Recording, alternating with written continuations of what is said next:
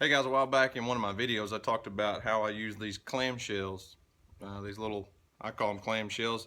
They're basically just the little strawberry containers that you throw away after you eat your strawberries from the store. So I fill them up with potting mix and use them as little mini greenhouses, put them under my heat lamps. So these are some tomatoes. I've already pulled a few out. Basically I'm just kind of separating them out, and then I'm going to repot them up into some 4-inch pots and then stick them in my little grow tunnel in my garden until they get big enough to go in the ground. So stick with me. Here's what I'm doing. Well, here's what I'm doing. Here's my little tomato seedling I pulled out of my little mini greenhouse, and I'm just potting them up, moving them up into a 4-inch pot, planting them pretty deep, packing them in there. Tomatoes are easy to do this stuff with, and that guys, they're tough. They're not like a squash or a cucumber or something. Tomatoes are pretty tough, so you can be pretty rough with these little seedlings, and they'll make it for the most part.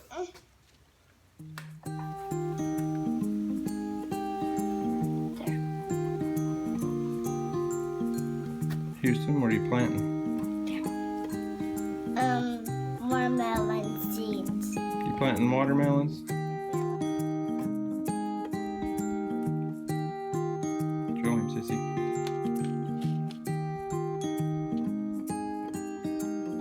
All right. These are squash seeds, Houston. You like squash? You want to plant some squash? Okay. Hold out your hand. Alright. I want you to put one in that hole. Put one in every hole in that row. Good job. Sissy's planting okra over there. Starting our okra.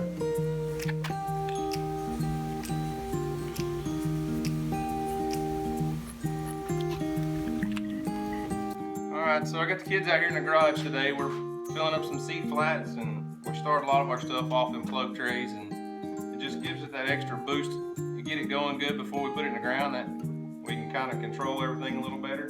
But I really like starting everything from seed in these float trays or soil blocks or however you like to do it, but to me it just gives everything a good advantage. It gives it a head start before it goes in the garden. It's already ahead of the grass and the weeds if it's already a few inches tall before you plant it. So it seems to work out for us. Hang on, don't cover that one up yet, okay? We haven't planted anything in there.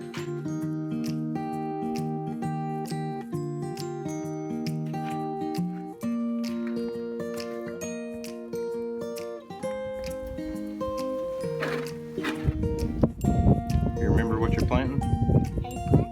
Eggplant. Eggplant. Big old seeds, aren't they? No.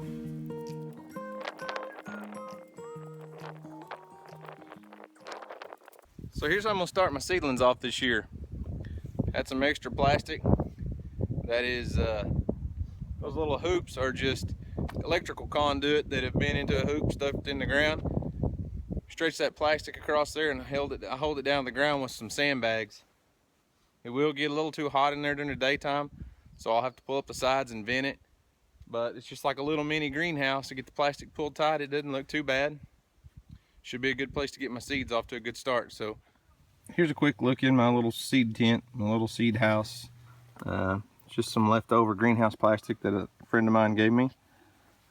Starting all my seedlings in trays in here. It's about 6 o'clock, and it's starting to, it's a super nice day today, but it's probably 75, 78 degrees outside right now. Got one end wall pulled up on this thing, and it's still 92 degrees in there. So I'll close it up here in a little bit, and keeps the seedlings warm at night, and they just grow so much faster in this little greenhouse.